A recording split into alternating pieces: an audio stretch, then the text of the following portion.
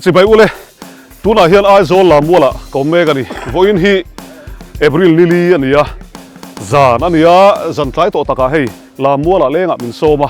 chuan zorun events buat sahin kan buang hian Biz Fest Lammuala kan nei le don ani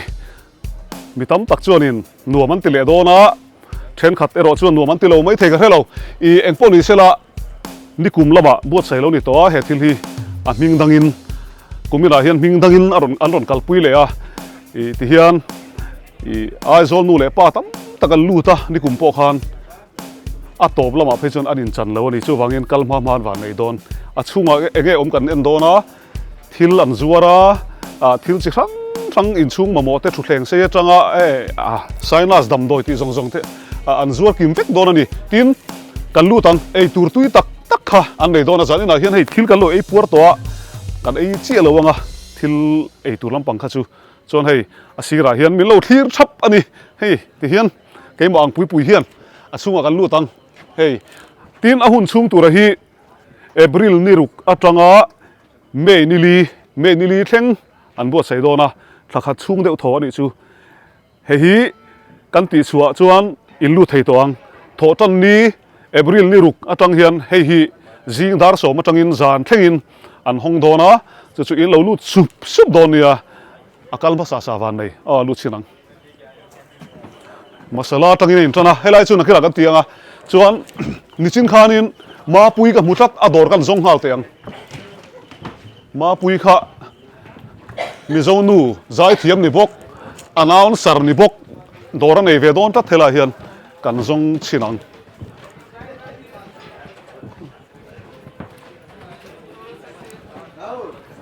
a then chuan lein buat sai map pa hei a bul tang ma chi ania wow lok zufang ni mel ta thei chu pikal te so ma pui ka muwe hei hi ma pui mi zo nu announcer ni bok DDK lama announcer chuan zai thiam ni bok ani ti hianin enge kan thlam buang nga le vai ho ringot kan hmuwa chuan mi zon tam don em ta hian mi zo hin la ron kal nual don mo mi zon nual don mo ala nual don ma sengin I a chen pe chu ku virthi ti zo ate ron ron tum te pon man tin ke sha mo virthi zo la ma mo chan helai he an lain ready hlom lo lain pe hlom lo mo ani chu thamai khing ro ke ma chu in keng lo in ti hian ege zo don le I puan sang mizo puan sang hi nia nga chuanin he mani product sang he mi kan thui thar te tin mizo mi pa t-shirt la ngai lu tuk lo then khatte po kan ti bel bo ka mo tin bag te ipte ang chi te khatia ang sang kha kan ti don he munai tel ve ngot na chan hi bul ka chan ve cha he dor ka nei mo ni hoi dor hi I vai va ko na khwanin I post office bul cha khunia I 7 day tlang panna lama khwan mo chu I apa ngai tak pun kala hong lo tuna hian mo chu apa ngai tak po hian kala hong lo wa he hi I han in expose nan khan ka du ve ni chu mi pa chuanin I dor kan la lwa thei cha si lo ka bungrua kan la in siam zo si lo zong nen la hi ka tan cha in pho chuan na hunrem chang kha nia chuwang chanin khan pan ani le local tan hian discount om don em ti khan zot lok che om vek don shim wa in ngam product zong om vek don ke ni chu mo a thar tel ani na zong nen ke ma thar ka ni na zong nen mo ma puin puan dal de zuar dona Lammuala hian hei bag te puan ba ka hei mizo kor chi sang ti sa te azuar dona kan mizo pui nge ani wangin ilo du sakanga ilo dor sup don yatin ador thar vai va kona nei boka I helai kal kher lo tan po vai va kon lama po I enge ming kha ni hoi dor ai ji po dang tra ai ji ani hoi dor an number te po dai ka ringa ilo dor theu don ya chuan zani chu nom ve de na chu min lo thir se la ti hian anuam ka ti em ani chon helai hian in mala sangati lama kanin man la ya kan bung ro man chi hey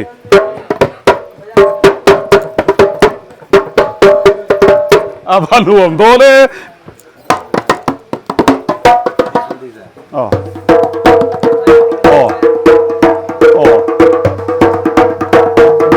hei hi poi mo don riau ko than tin enge vai zai pol kan nei to te mo yang mo I vai lama tan kan lana sa em chu wangin sangati lama in mang tan chun hela hian vai khuang lei tur om teu don ani du thu sam a size pok ha chi sang an nei dona hei I ke mang tak tak an lo oma chuan in lo dor vek don ni hei ari po ring thae a savun kai po mare han tilang le thin la hei min lo en thakop mai thin an nuam le bai zanin kan vlog chu chuan hela hian thom non zuara hela huna hian mà sẽ áp ba vác lầu hay chú mấy sẽ thùng thô đi hi hey tiếng chi thế hi mình dâu đó mà cần hụ tắm tắc ai hiền đi ăn zuar lom đó là thì khá giờ này là hiền ăn sấy lô cá ăn zuar lom lô chuan cần sủa trà lăng hey ăn zuar tụ pa po cái màng đeo thâu lâu này ta thì hiền à đủ tan chuan hey tiếng chi thế mô chỉ sáng tắm lúc tục mà rồi hey muốn khát cần đi rồi lúc tục chuan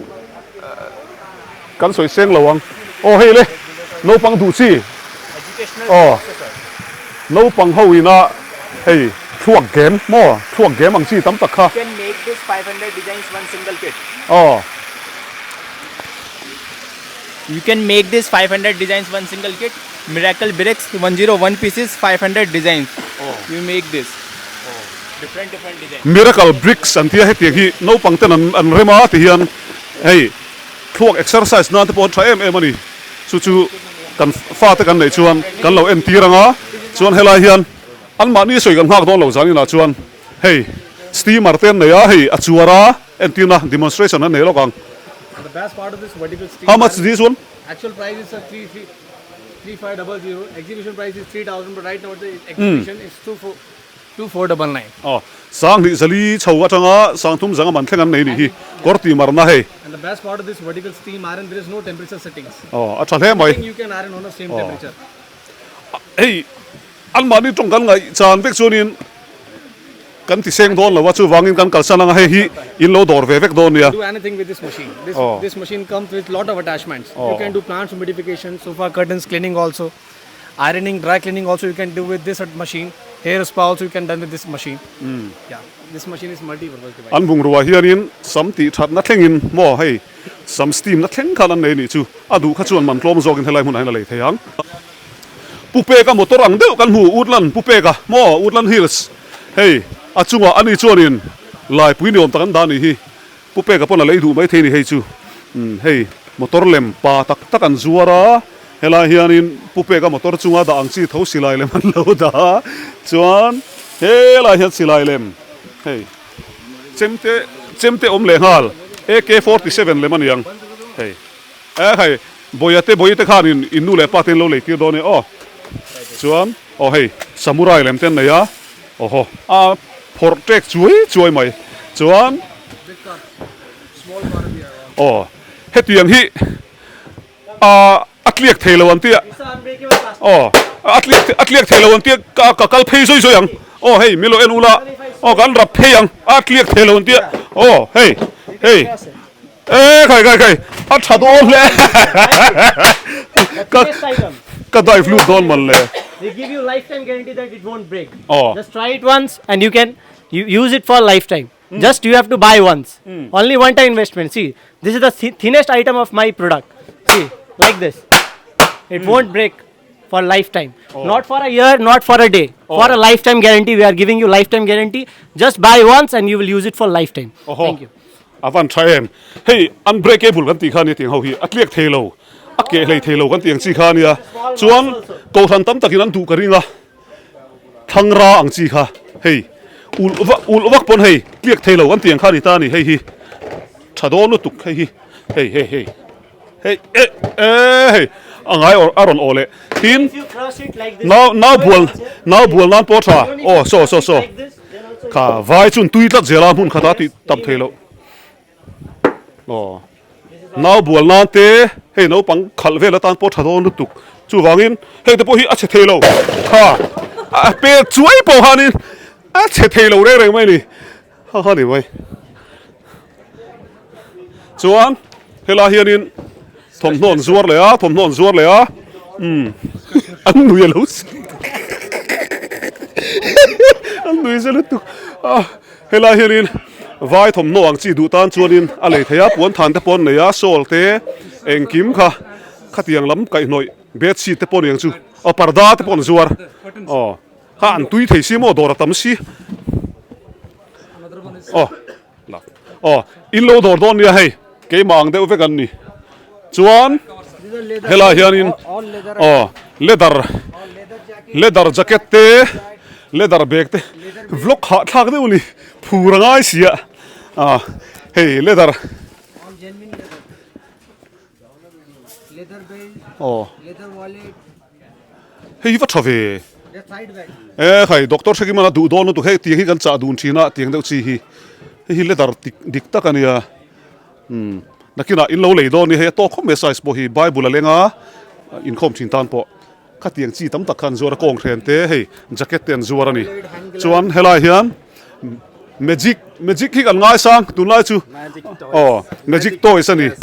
so please show I have green color inside all green. Speak bantar geli color change. Yes. no pang te hian an du don tu Yes. Same color and this color change paper khali. ऐसे empty paper. Yes. I money pad plain both side plain finger touch money print आएगा. Both side money आ जाएगा money. I have small egg close करेगा blow करेगा hand बनेगा मुर्गी बन जाएगा ऐसा magic आएगा educational magic box 125 magic tricks 15 item inside और see this rope trick you take any rope center से कट करेगा बीच से काटेगा कट करिए sir cut hei chu ka thiam vek thonia kan ti sak thawang yes 2 पीस हो जाएगा 2 पीस अभी दोनों में नोट लगाएगा ये गांठ लगाएगा अभी कैच करिए आप पकड़ लो मैम टेक इट कैच इधर से कैच करिए आप टेक इट कैच करिए पकड़ लीजिए यस ब्लो करेगा जॉइंट हो जाएगा जॉइंट हो जाएगा यू टेक एनी रोप कोई भी रोप चलेगा yes see this blow pen ये ब्लो पेन आएगा पेंटिंग के लिए ड्राइंग के लिए प्रोजेक्ट बनाने के लिए नॉर्मल स्केच पेन लेना है अंदर लगाना है और 100 डिजाइन आएगा अल्फाबेट टेबल्स एनिमल्स इधर रखना है स्प्रे करना है khoi ha jong trai me mi va chem no ve permanent design होता है na lu tu khei फूक मारने से ही होता है ब्लो करने से इसमें 100 डिजाइन मिलेगा आपको 100 डिजाइन 2 ब्लोवर आएगा ये spray pen okay khai kan lom hle mai hei magic painting करते magic box ten lo zuara adu tan chuanin man tlom te in hei how much this ये 1050 का after discount 850 850 zaria so mai la lei theini chu hei hi magic tam tak ka om hei po hei za man nge how much ये 250 zati som nga manani chem chi chuan ni kum khan kan vlog khan thil tangkai deuh mai ka hmuwa ke hi I sinus problem nei kan ni nar ping ti deuh tu reng mai kan ya hi khong ani kuma ka lei kha ani lo soi su lo soi ngot thelo ka man lai kha khong e ngor bur te kha an nei to lo mi ngor hela hian I ngor hemi tiang te tho hin yang he chu chala ta chi nia chuan ka mang thin ni chu nar hei azat te lu na te hian ka mang thin ta ka ta thin ta chok ve lu tu hi chemical tel lo mo enge sinus te ru na le ti neu ta na noi chi tam tak khaw mani helai mu ra hian hi ale mai muang khian ting khini mai hi massage ngan te taksana tan te ru rel na tan te khan thai be mani chuan ei tur lampang po om cheu dona hei helai hian an ei tur hi chum hin lo la niang kan chop ngai chi neng helai hi chuan helai hian pikala oma hei hi Rajasthani mo Rajasthan lam atanga kan thil mu tui deuh tur chu ni ta ni chuan voina hian kan soi du chu an doran la hong chia lawa zanina hian I Afghanistan atang te point ei turte thil sang lo keng ve boka chu lamual kal hi anu gam don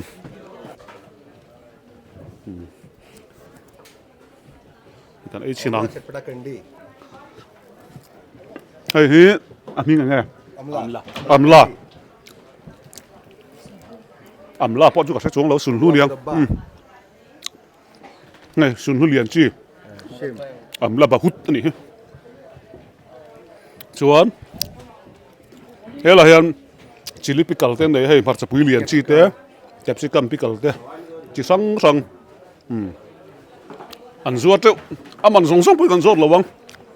ก็ออกแต่เจียวเวชวนให้ลายเฮียนนี่ชิ้นกันเพลายมีเจ้าดูเขากับหัวเอ็งอันสอดเวเลยให้ที่จะช่างอายุเวดิกเมดิซินเต้คอสเมติกลำปังเต้กันในบอกแห่งที่รู้จุกตัวตานะชัลุตุกะ paint oil กันที่ไม่ยาให้อัตเตจีอันนี้อเลียนจีบอกให้บอกให้อเลียนอันนี้รู้จุกตัวชิมหันหน่อยละมินิเอ็นที่นั่นจันขัดเวลหันดาละอีกองหน้าที่เวลที่พออะไรเวก pain relief นั่นเนี่ยชัลุตุกมาเสียดำเล่นนะอันนี้ละวะรู้จุกตัวน่าชิมอัดชาเวกันนี่จูแหงหิมจวนนินให้เทตาเฮียนิน stain remover กันในบกน้าปังเขา uniform วาร์เวลาเต้ทอมโนวาร์เวลาเต้นเอ็นที่นั่นเรียเทเราเองโปตุยเอกโปเรากายเสียให้ paint เองเราเองเป็นตุยเตโปที่ฮันเรากายตาเสียอะไรเวกันนี่อติราเฮียนเตจีที่ฮันกัน apply ยังมั้งจวนนินอเลียนที่ฮันกัน apply ยังที่ฮันเรียเทเราชิมจูอติเรเวกกอร์วาร์ทอมโนวาร์ชิมาเลสิกเวลาเฮียนกันมังตลางปุยาอาบิกินจวนอเลียนฮีอเตเตลมีอะไรเฮียนกูว่านะกอร์ทิลนะเลอินลำปังจีชิมาอเลียนจีที่ฮิกันมังตานี่อเตฮิจุมันง่ายแล้วว่าเอ็นทีนั้นเป็นตุยตีเตเงี้ยรงตีเวลาอเตจีเลอเลียนจีฮีมิกซ์ตูรันยาเลอินาจนอเลียนจีฮิมันตูรันนี่จุมาเลกันนี่เลจูเฮเตฮิชัลุตุกะเฮ้ยมิเจ้าจุกูว่ากันเราเหตาฮัสเซนทวมเตอติเรเวกันนี่จุดนี้ทุ่มเวลมังละอีฮะสเตนชิมค่ะติเรเวกันให้ยันมั้งอัชลุตุอาร์ซีมันจีดิจูรำจันมันจีมันเงี้ยยังไงกันกิฟังแล้วกันหุ่นนะอันนี้จนินเรเทโลตีเรเทโลเขาเอ็งมาเนโลนี่มั้งเรเทจีตีเรเทโลตรอเรเทปอติเรเวกันอัศเทไหมกันกัลสันโดนัง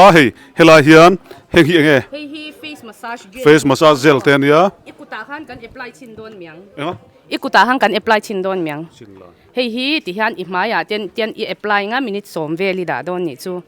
มินิสอมมาแล้วนี่หนูว่าจวนเฮ้ย scrub ปัญญา face scrub กันจ้า face and body scrub ปัญญาตานี่เฮ้ยมินิสอมมาแล้วกลิ่นหนูข้าน่ะเราระวังอ่ะมั้ง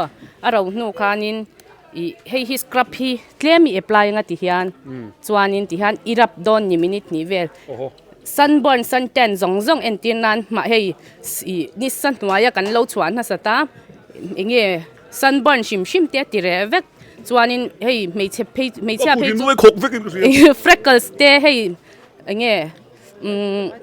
ไม่ดุกเตะทวมวักชิมเตะปอติเรเวกันนี่จุ๊มก็กุดคกเนี่ยทำโดยคกให้ไม่ยังก็ต้นกันในสีแล้ววะอามาขกเวชชิมมีอีวุนาบาลคัดชัวอีกุดคดีฮัน compare ชินรอซะอันนี้ฮีเงาหน้านี่ฮีให้มีเลยแต่ชวนเรลเตะปุ่งทั้งเวลาอันนั้นไม่โดนอันนี้ชูชวนขี้ไรกันต้องชวนนกต่อไม่ควรเฮ้ยมาซาจาร์เฮ้ยที่เฮ็ดทุกมาอะเฮ้ยนี่กลุ่มข้าชนนั่นจวดงาละ How much is this one? Actual cost 2,95,000 and after discount 2,25,000. หน่วยนี่เลยเคลมมันนั่นดิชูดูตานชนินมานี่นักกอล์ฟชาดอนครบมาอะทีนมุนาเฮียนินอินมาซาสดูตานเทสดูตานอติเทียงาละนี่เฮ้ย And this one latest model. And this side. เฮ้ยอัฐารเบรนี่อะไรเทสโมเดลนี่And lower back pain, upper back pain, cervical pain, L4, L5, migraine problem, diabetes, paralyzed disc problem, इन सबको relief कराता है. Problem sang này tan khanin hei thang ngoi ati ni chu ngoi ti lai ta kha pe mre ti lai ta kha ta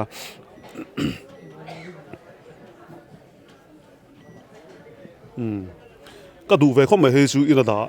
chan chu thalak vel hianin thalak tlai lam ho vela hian kong hi kham ve du lu tu ka chuan hela hian tlan na chi ten nei a amuna hian leitur om hal vek ani hei hi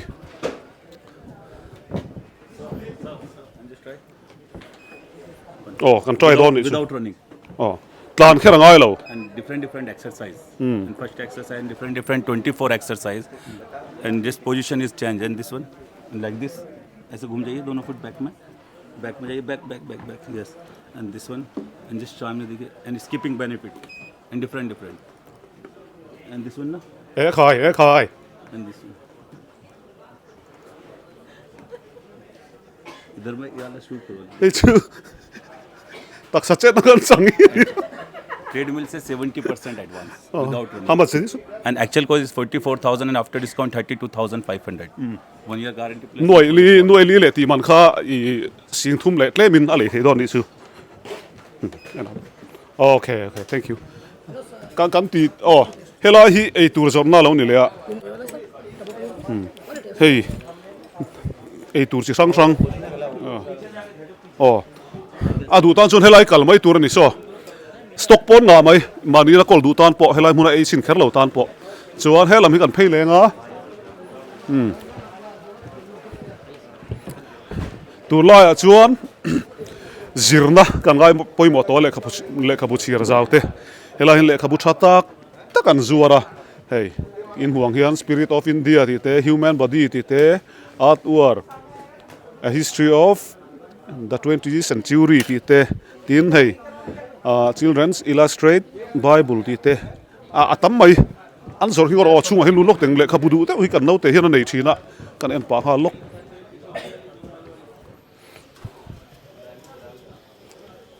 เฮงแต่ฮีเลขบุชาลุตุกอันนี้มั้งเฮ้ย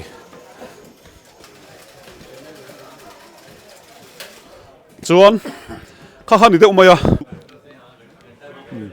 ลามัวละอินเราเอ็นท็อปนอนเนี่ยสงอาศัยงั้นที่มันเราที่กิมเวกกันดูเสียกันที่ข้าจวนจานนี่ละเฮียนนี่สินกันเพย์ขันก็มีละเด้อไม่เอามาเฮ้ยฮีนี่ก็มีละจูเฮ้ยเตียงเพนติ้งหิมอยลุตุกาหินัลลุตุกาจางเสียfoto paper ni lawa mo lemziak ang deuh hlek khani ta ni canvas kan ti zokha hei helai mi te moi lut tuk te te himo ina tara hei aman ai ziak nga la sang ni zani ya moi khop men frame po moya tin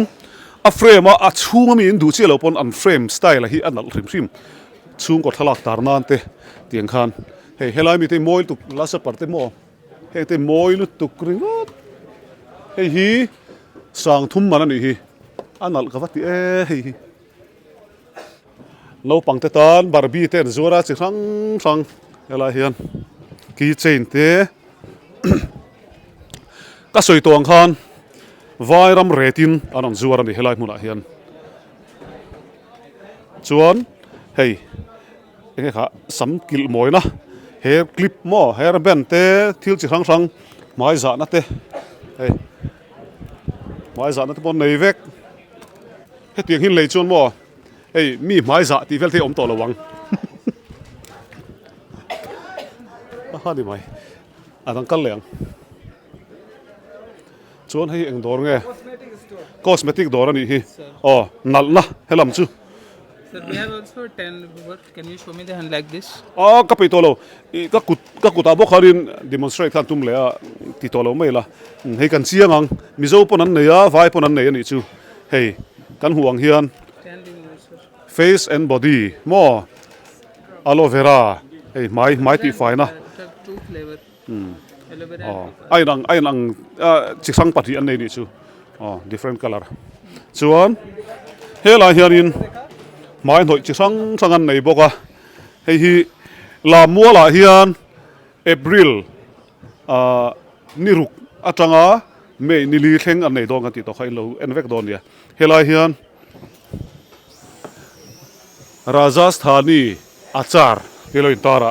chon hei hi enge hi chu ka test re awak lo athur hi chu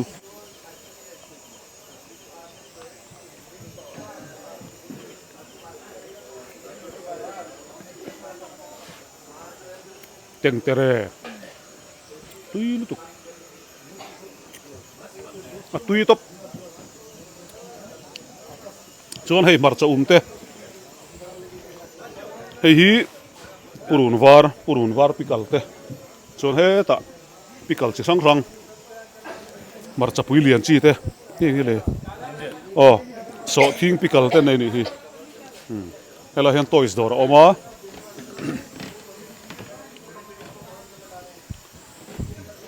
kan soi tong khan atira ka ron soi tong khan zani na hianin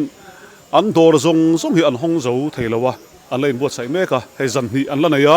hemi doran ni puitana an hon ma hian hei hi karon chuanga tho tan la tang hian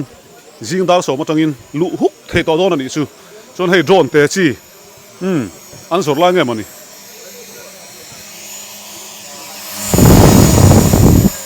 tho ve ham mai chuan tu la chu sofa te kan vlog jing boka tin sofa kam bed an ting chi te hei la in nei veka heng tin dal lu tu ngoro afa moi ve how much 85,000 hey hi serious sanga ezang last price impact thayang yes sir after discount price actual price is 1,05,000 oh noi khat singa ni si serious sanga ran zuaran ichu chuan adang hi kan zot le lok teng hela hen dal ti deu mai kan ya L shape hi amoi tlat hey hi it's a premium sofa sir premium quality how much ye price actual price 1,25,000 after discount 1,15,000 this one oh hey hi noi khat sing khat sanga in I an zuaran ichu ti hianin divider som boka I table a som boka adu tan chu ai aman hi nang tlang puyang karing hela hi hei hi chu in don thiam chuan ai man tlom pon an pek thei cheu karing noi khat bor vel an tia anal khop mai premium class kan ti sin khani to maro chu ador thiam khan chu ai tlom chuan in lak thei karinga hela hen perfume ten zuara ma se an la in chop tam lo ni hi hela chuan he zong hi mo mi zo lo dom dog mo ti chewa in zor tur han soi teu kan zor tur hi damante perfume ni ta mo hemi Mumbai origin ni ta perfume zong hi 100% natural ni non allergic ni bokta allergy nei tam pon hey effect ani lo ni chumo ama hi mi pamhan chi atam me ting te rim tui ta mo nim chen den ro idu chen he point him the ya kha chuan avai aman pa nga MRP yen he kan hu dana yen he sangkha zero ko ni ta ni chu sangkha zero ki 50% off effect zariat man Amazon Amazon an zor ang tho ang chi te kha Amazon ai nan zuar tlom don ti na ni chu a thale mai founder ina menon ti pui vek ngawi founder founder ina ati pu ni chu in lo dor ve vek don nia kan man mo de wa boya a chan chu ti chip chi ri ka du vio nine chon he lam hi kan kal phei le ang hey kan so yang khan an la in tin tua sep a chen hi chu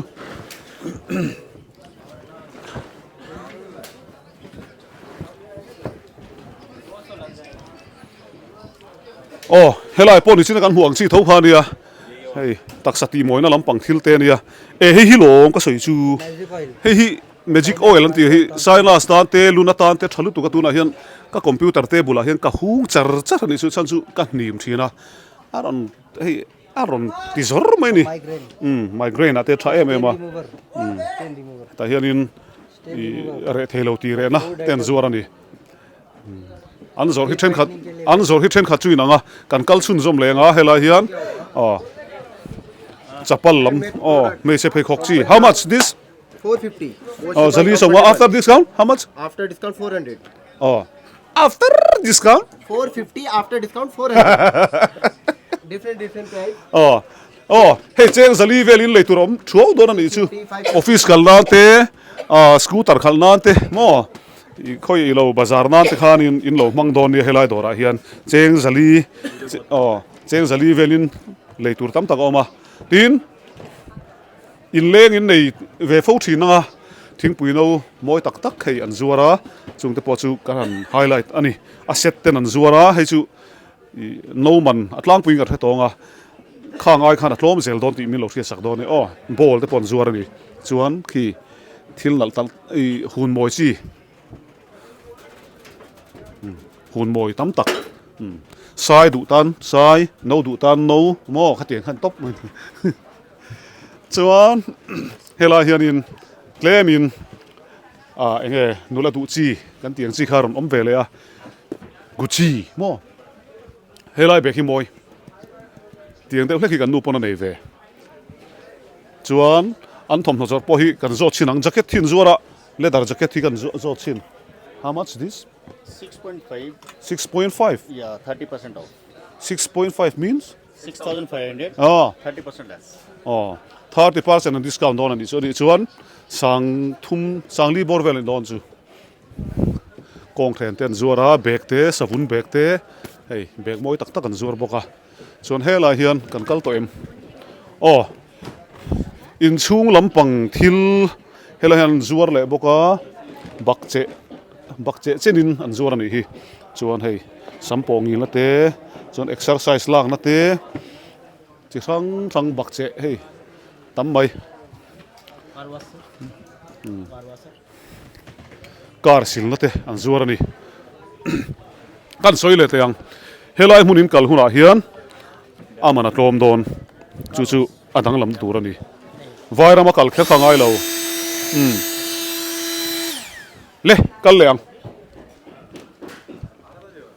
Chuan helai hin enge an zor tak le. Tamil Nadu special sir. Kerala. Tamil Nadu. Kya hai? Fig and red banana halwa. Tamil Nadu special banana halwa. Fig and red banana. No maidan. Good for health. You try sir. Natural. Ei sim don de ngoro. Kete baka selo bang. Pure organic. Helam lo hoi tiro le. Ei sim don de. Natural.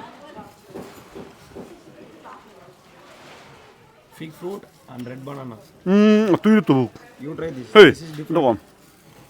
No. Dates. Thank you. Dates halwa. Hey. Obviously chu hey, he thil an zor chana hi. Fig Se and sel red na, banana. se sel la lampang kai noi evek ani helai tu na ka eya kha. Ka e tam thu to lawa chan chu cho ka e kham chia lamol kan kal khania. Chuan Good. Indu ve chuan You try this. This is different special. You try this. this helps. Palm jaggery. Tamil Nadu special palm jaggery. Hey palm jaggery ani ang chu ka timai. Pure organic palm jaggery. Good for cough, cold, digestion, gastric. You can make it tea, Pum nuam coffee, lo tan black tea, te. black coffee. Pum nuam lo tan te tin he. Thlok nuam lo tan te. Mo thitlang om na tan te khana thani chu. So thi ni hi so thi ri manam. Thank you. Kan kal le photang. Chon helai hian e khai no pang bun chi te pon zuar ve kan hi no pang thangin. Sao in chu à? Ngop le mai. How much? 450. 450? Different prices. Special discount? Special discount. Price? 350. Discount. 350 price discount. Ngop thil ka elak lo. 550, 950, different prices. Zathum som nga tangin ain tran ani chu. An discount te don ani chu. Hey, office kan lan thadon tuk. In lo le don nia. Ki la hen boy. This is handmade, handicraft. Hey kuta siam ania. Kut manga ti vek ani chu. Chu wangin khatiang kut ta thok tu te nga sang tan pe chon le nge tur ni. Hela hen tlere om le a. Hela hen tlere ti chak de wang kan video e reilu tu wang. Hela hen tlere an zuar le a. Atle khop mai chu chun top mai ni. Hela hen lipstick te keychain te tin zung bun te beng be te thi te man trom de win zuar don kan zo chin lok teng dal khati ve de pa ngai o lok o. Ngoro keychain kan zor lok. Hey moi. Keychain ver thei. How much? 150. Za som nga man ani. An discount don chiang sa. Mo. Chuan. Hi enge le. What is this? This is a pen relief potli. You have to heat on iron, otherwise hot pan, and massage. Obviously chu hei hi tak samasas nan vel an man thina nia. Kha chu akal Herbal pen relief potli. akal te khanin. Hei hi ni. Obviously chu in taksa ha I akham chon in laute lo massage ti thina hei lo manga akal te khanin in zot fi mai donia. Chip chiar te ron ti ka duwa ma se soile soi nu dora tam sia ti zung kan du sia Lammuala hei hi alak le don chon hela hian center carpet kan ting chi carpet mulchi te kha om sorry om maya. How much this one piece? Oh sangtum after discount? After discount 2,500. Sang hi zanga in ale the don ni chu ai zol dor da hian ni vem ka chi lo wa I anzor ven omanga khonge 15,000. 6x4 size 5x7. 5x7 aliante ate tem na ya single chi te pokhan nei thawani khuma pha te chuata pha te kha thei boka chuan helama hian hei in chung tar moi thil that de on zuar bokani hi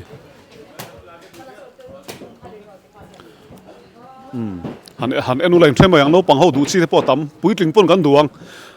khai hei footballer Messi a hei ka dui hei an du footballer tan chonin hei in room vela a footballer kati footballer ngai sang ho mo football fan so tan chonin tiang hi lei ula in room vela te kha han da ula at ni Messi verio thatlat chuan hela hian Ronaldo te pon nei ni hi hei Ronaldo hi hei khoi thla khop mai a lu kan choi le mai tiang vel hian zuar teu how much is 550. oh after discount 500. oh zanga in an zuar ani chu zanga chuan in humang mang lo mai thei tiang hi chu mo a to thin Lammuala discount ani chu chuan helama hian lukhum ten zuara bag ten zuara chunga khian chuan kan soi tong khan hei zufang du tan zufang a oma mizo siam chuan run hui pikal te omani chu hela hian thale mai oh bulchan chi an la ni lo wang hian thotan nia in hong turan ni wangin a then chu hei mut ma ten tua tuna hian in khom ban ani to ni in khom ban a kan kala chu wangin a then chu lo mu to ni hela hian coffee te po aum do na ma se siam thei ni ri lo tuna chuan kan vlog min lo ngai chang mai chau ani in du khan lo walam don nia so ta pheleang helam sai ta hian kan pheleang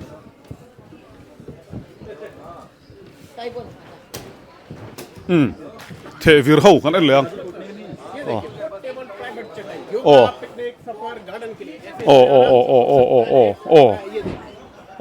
yoga picnic सफर garden के लिए योगा के लिए ये देखिए छोटे वाला picnic na te tha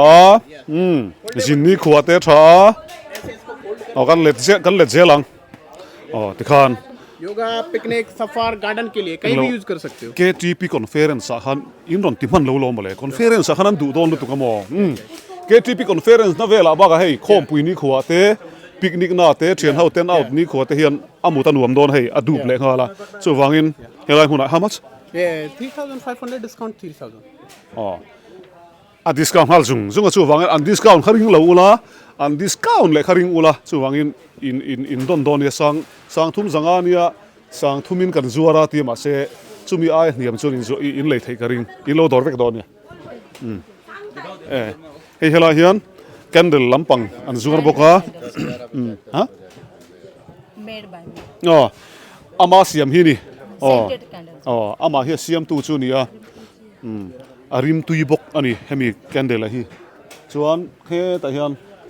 bra ten zuara chuan ke korte te pon zuara ni tu mala hak lo thale mai hela hian ei tur lampang khaya valian ve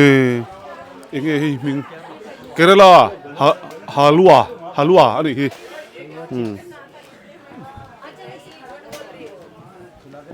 badam te la hi chu a kha thiam an omang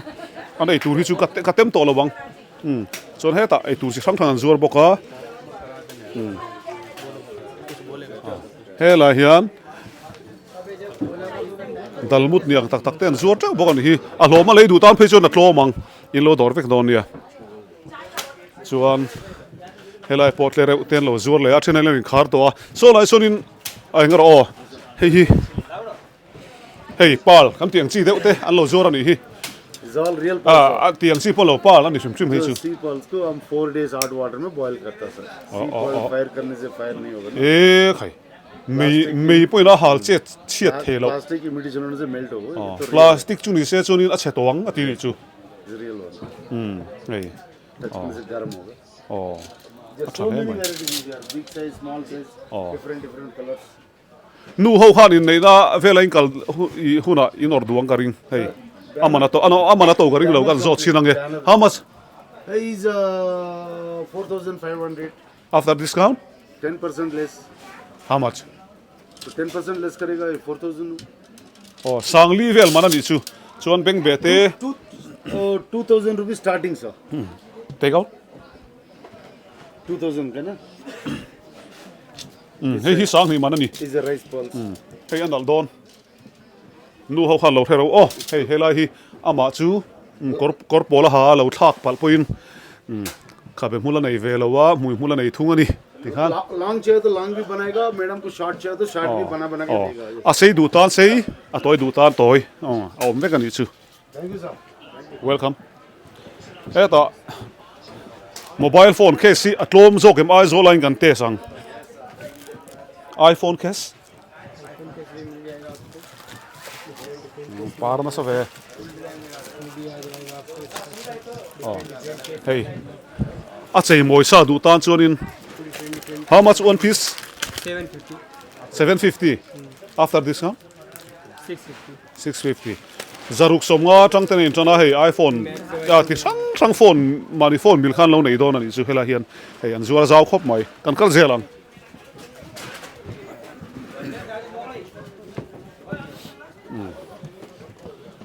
Chuan Nikuma khan helai munami chem hi kaleya. Mak ve de mai chu ka chem le wanga lo lei ve khan nuala min thila khola ya min thil tu hi pathum vel ka thiani chuan helai mun hian an chem zor hi tloma thir po sai thei ti ni hi an khugri hi chuan e bil eng lo mi lo chem te asuala ni पूरा pure spring का होगा sir. how much this 7,000 आता है sir. sang sari mo 7,000. sang sari ni chu ये सब में आपका हैंडल वगैरह पूरा फिक्स होगा. ये हमी वगैरह ei fix mo होगा. ka khilang chau patling ho kha in du chuan hei hi in discount tir teu thei karing in lo thir chiang do ni hei khugri thadeu de wan zuara chuan heng ho vel hi chu karin da how much ये 800 है sir. zaria tania zaruk za sari vel jin le theyang hei sa chem I hei pe chu rit lutuk mania ron soi chuanin khola ya ka mu min lo chi bai chuanin I chem le yang kha kaleya ti ka chem le yang chu heng hi nia heng hi arsa ngam bi ka ti arsa kan zuara tia chu a thanu tu ka ron ti chuwangin lo le ve do ni he chem an zuar teu mai hela hian mut bu lampang rezai te chuan he ta bed cover te bed sheet thil rang hey sofa pha moi chi mo sofa cover bed sheet what size King size. king size King size, single, double. how much king medium. size King size 960 only. 960 after discount After discount 960. 960 titlat mai he chu after discount apo oho thiam hle me sangha man thin yang Single चाहिए सर जी single भी मिल जाएगा single लीजिए double लीजिए medium लीजिए. is there queen size Queen size single. a single This is single. chado hlem chuan hey ilo dor vek don ya an nei nga lutuk sofa cover an ni hei hi chi sang an nei table cover te dokana pha chi te an zuar te wa hei keta na chenin hei hi atha khom mai hei an keta na hi a insurance don lo noi lama bana chung lam hi chu keta na pa ngai motor ate pon hang hi lang a thang ko tang chuan helama hian bungbel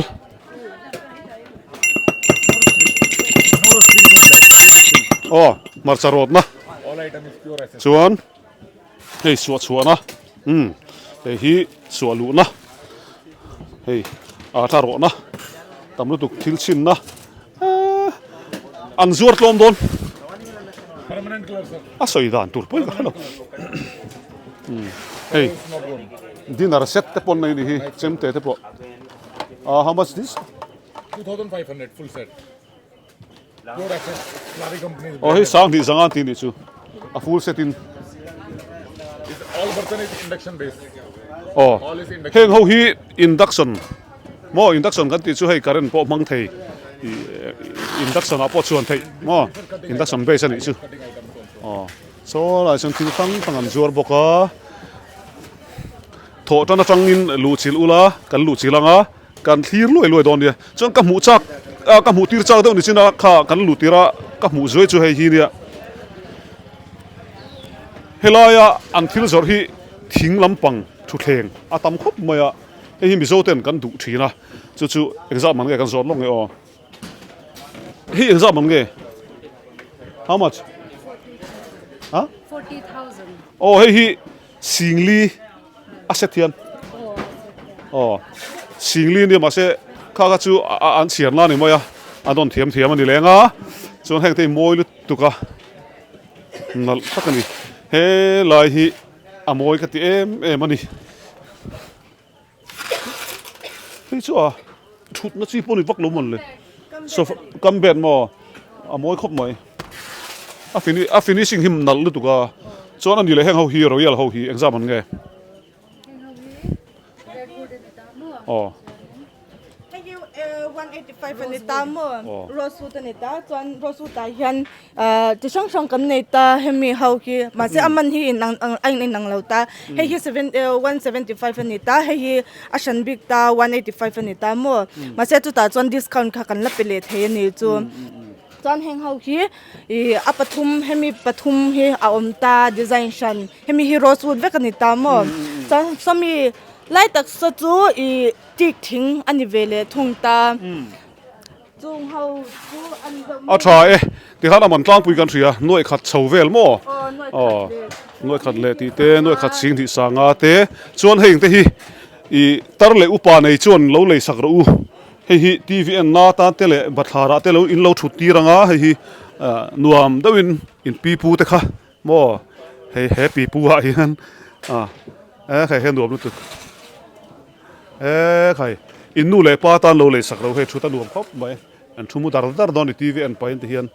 in oi don ni chu chon hela hian nal deuh mai ka mu le thut nuam deuh tur ka mu le boka he chu picnic spot vela jun da chi lo ma se in chunga chauka vela tv an pain hei tha khop mai thut pon nuam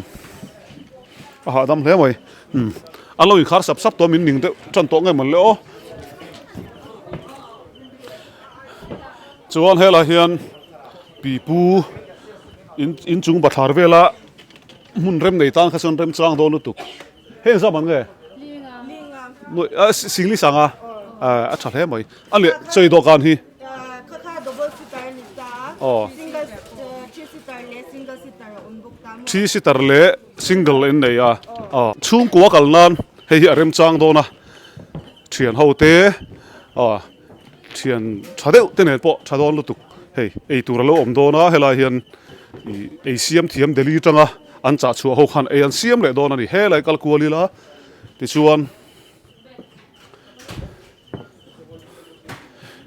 hela hian ku wal thei te pon an zo le don he hi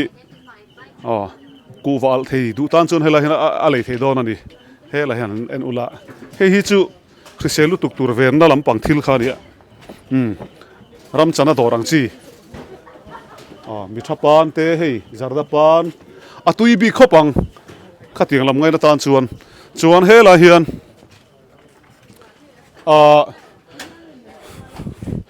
hei hi an la hong lowa zadina thil dang lam tak tur chu ni hei hi Turkish ice cream kan ti khain thianga YouTube alo en ula in mu photo in garinga chen chuanin kan jin na vela point ka mu thina kai pon tian asiam tu hanaron pedon chewa in lak ma khan an thak thleng kual vel don ani claim in jokes khatel don ani chu ice cream hai tui em in Lammuala in kal chuan in mu don mo vur zor danglam kan tiang kan soi thiam dan ati kual ain so kual vel don ani chuan hela hian thaza deuh tan chunin nek tur om hmal dona exam nge nek man ni don voi khat nek som nga ni don ani ti hian zana kal tan po hela hin lo eng chuai anga selfie theianga pro pic lak theina mun tha deuh om don ani chuan hei hela hi zanina khan vlog theia kan lom hle moya Biz Fest kan soi to ang khan hei hela hi chon lo ziak sual pala an lo print sual palan ti thale do na atira khan ka soi sual pal I April ni som ni panga thleng ani jok chu ti chuan mi lo thia sak do ni Lammuala in mu luai kan tum don ni thil lei turin kan lo me bye bye